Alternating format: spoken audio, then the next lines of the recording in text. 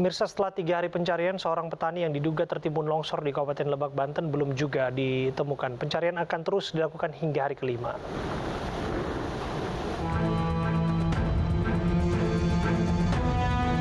Dengan alat seadanya, petugas dibantu warga terus mencari warga yang hilang diduga tertimbun longsor di Kecamatan Muncang, Lebak, Banten.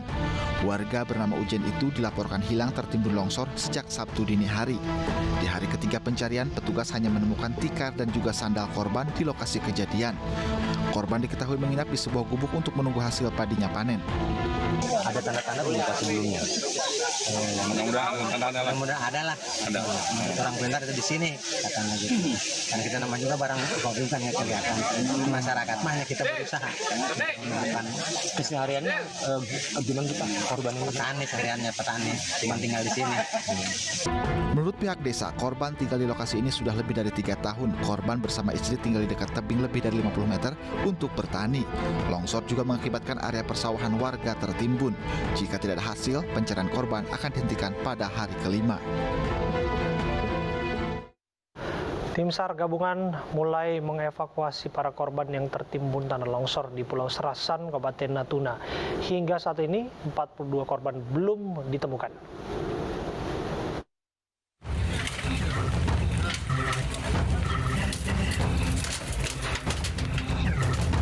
Pasca bencana longsor yang terjadi di Pulau Serasan, Kabupaten Natuna, pemerintah Kabupaten Natuna dan tim SAR gabungan mulai meninjau lokasi dan langsung mengevakuasi para korban yang tertimbun. Dari 47 korban yang dilaporkan hilang, tim SAR gabungan berhasil menemukan 5 jenazah di sekitar Gunung Jemengan. Sementara jumlah korban yang belum ditemukan hingga saat ini sebanyak 42 orang. Teridentifikasi sementara itu jumlah semuanya 47 yang belum diketahui keberadaannya. Kemudian hari ini diangkat 5, berarti sisa lagi 42. Kemudian 47 itu sebelumnya itu ada yang meninggal 7, berarti dengan keseluruhan jumlahnya 7 ditambah 47 menjadi 54. Sedikitnya ada 210 korban bencana yang mengungsi di pos lintas batas negara selatan. Bencana longsor ini mengejutkan para korban. Pasalnya, sebelum kejadian naas itu, korban mendengar bunyi ledakan di susul longsor.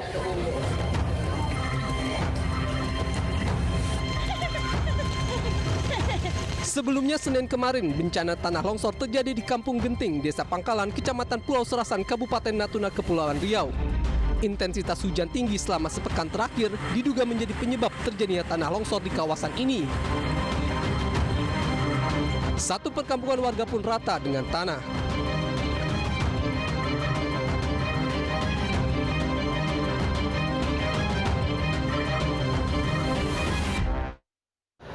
Puluhan warga di Tulungagung, Jawa Timur terjebak aliran Sungai Brantas saat mencari ikan. Selama 5 jam, warga tertahan dataran di antara Sungai Brantas.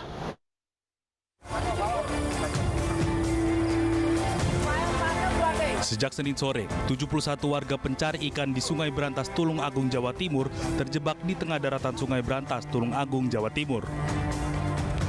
Puluhan warga ini terjebak selama 5 jam lebih akibat permukaan air sungai meninggi. Permukaan air yang tak kunjung surut membuat 71 warga bertahan hingga malam hari. Petugas gabungan yang tiba di lokasi terus memantau keberadaan warga sambil menunggu kondisi air.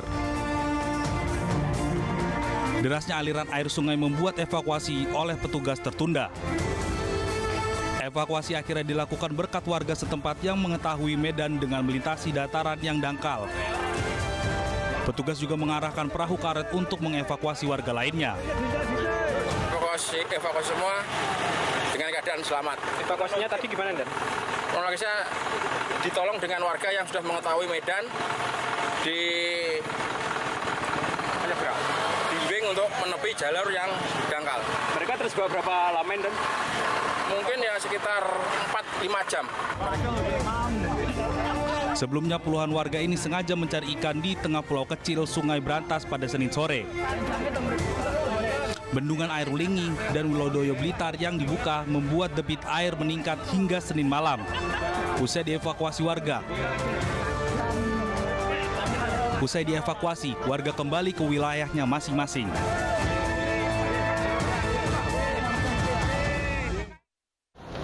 Dinas Kesehatan Subang, Jawa Barat minta maaf atas kasus ibu hamil yang meninggal karena ditolak RSUD Subang. Dinas Kesehatan Subang mengaku RSUD dan Puskesmas telah menjalani tindakan sesuai prosedur. Sementara Gubernur Jawa Barat Ridwan Kamil meminta Bupati Subang untuk menegur dan mengevaluasi pihak RSUD Subang.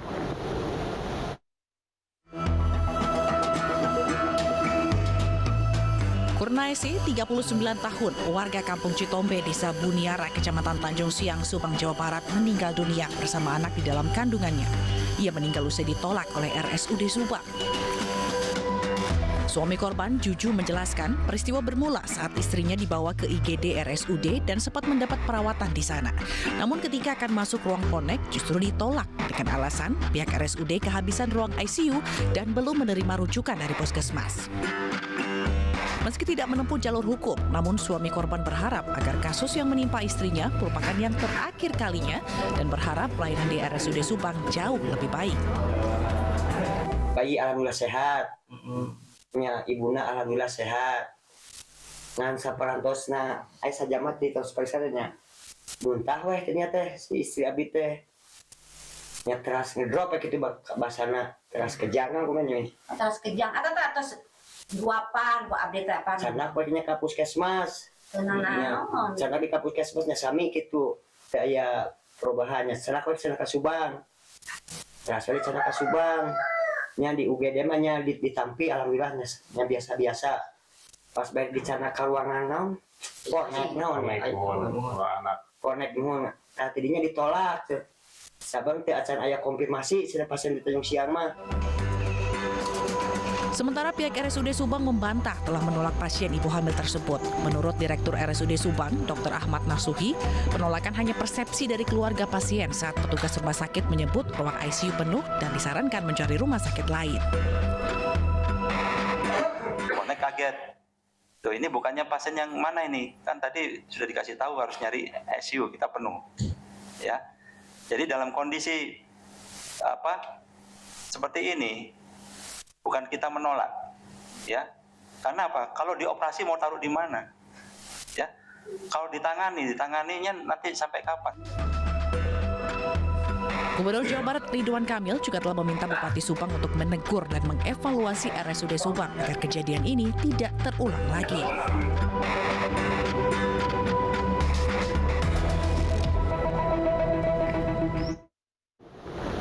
Pemirsa, keluarga korban tewas kebakaran Depo Pertamina Pelumpang, Jakarta Utara mengaku diberi uang 10 juta, namun dengan syarat tidak boleh menggugat Pertamina. Warga diminta menandatangani surat bermaterai saat keluarga korban akan membawa jenazah pulang. Bahwa saya dan atau ahli waris menyatakan dengan diterimanya santunan ini, maka kami tidak akan mengajukan gugatan maupun tuntutan lain kepada Pertamina atau grup. Pihak keluarga almarhumah Iriana, wanita lansia berusia 61 tahun, korban kebakaran Depo Pertamina Pelumpang Koja, Jakarta Utara, menyayangkan sikap oknum pihak Pertamina yang menyodorkan surat serta uang sebesar 10 juta rupiah, namun dengan perjanjian keluarga korban tidak boleh menggugat Pertamina ke depannya. Oknum pihak Pertamina menyodorkan surat untuk ditandatangani keluarga saat akan mengambil jenazah orang tuanya di Rumah Sakit Polri Kramat Jati, Jakarta Timur. Saat ditemui, Rohmat, keluarga almarhumah Iriana, mengatakan pihak keluarga menandatangani surat itu dan menerima uang 10 juta rupiah lantaran dalam keadaan kebingungan saat akan mengambil jenazah orang tuanya hingga tidak menyadari isi suratnya. Dari pihak keluarga mengutus 2 orang suami istri, namanya Endang dan Sulistiawati. Dan kebetulan dia tidak melaporkan ini ke saya sebagai wakil keluarganya. Setelah pulang, kami makamkan Ibu Iriana. Sampai itu langsung kami bikin tahlilan. Setelah tahlilan baru paginya dia bercerita kalau dia dikasih uang sama seseorang 10 juta dan harus menandatangani ini. Karena pada saat itu dia lagi pusing, dia tanda tangan aja. Itu yang ngasih siapa, Pak? Seseorang, dia nggak Di rumah sakit RS Polri. Sebelumnya diberitakan akibat kebakaran depo Pertamina Pelumpang, puluhan rumah yang berada di kawasan Tanah Merah ikut terbakar. Iriana termasuk dari belasan orang tewas akibat kebakaran tersebut. Sementara tim DVI RS Polri berhasil mengidentifikasi 5 jenazah korban tewas kebakaran depo Pertamina Pelumpang, Koja, Jakarta Utara. 24 pasien masih dirawat di Rumah Sakit Pusat Pertamina.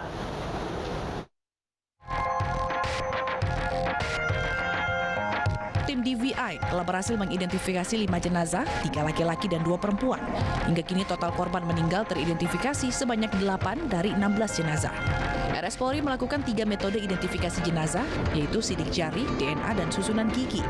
Kesulitan identifikasi karena para korban hangus akibat luka bakar dan informasi dari pihak keluarga yang belum lengkap.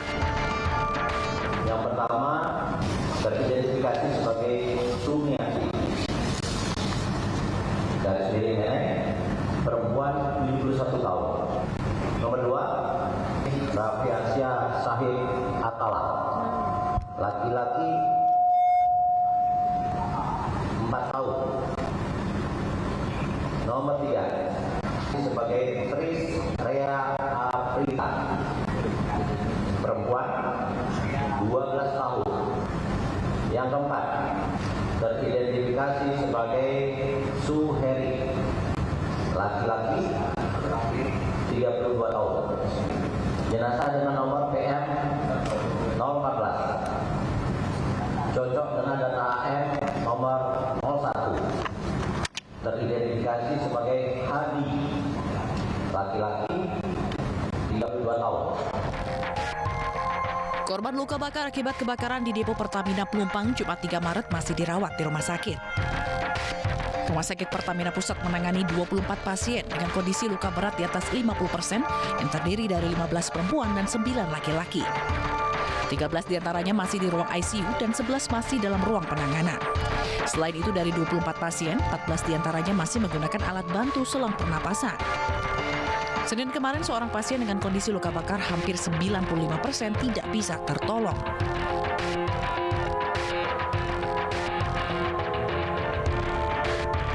Pengungsi di Air Petra Rasela mulai meninggalkan tempat pengungsian pasca kebakaran di depo Pertamina Pelumpang. Sebanyak 20 jiwa dari 5 kepala keluarga masih bertahan di tempat pengungsian. Para pengungsi berharap PT Pertamina dan pemerintah bertanggung jawab secara penuh, termasuk kepastian mengenai relokasi tempat tinggal mereka. Yang di sini saya rasakan aman ya, nyaman, istilahnya pokoknya semuanya kebutuhan terpenuhi, nggak ada kekurangan suatu apapun.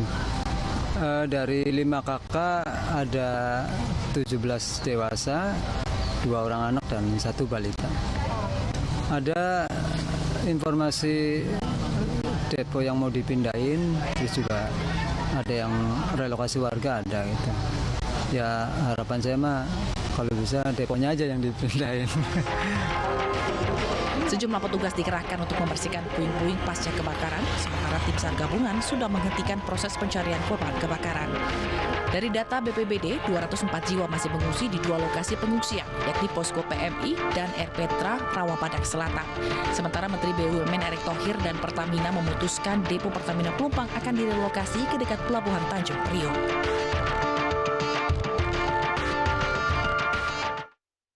Diduga menghina Polri, istri seorang polisi di Makassar ditangkap tim cybercrime Polda Sulawesi Selatan. Informasi satu lagi untuk Anda.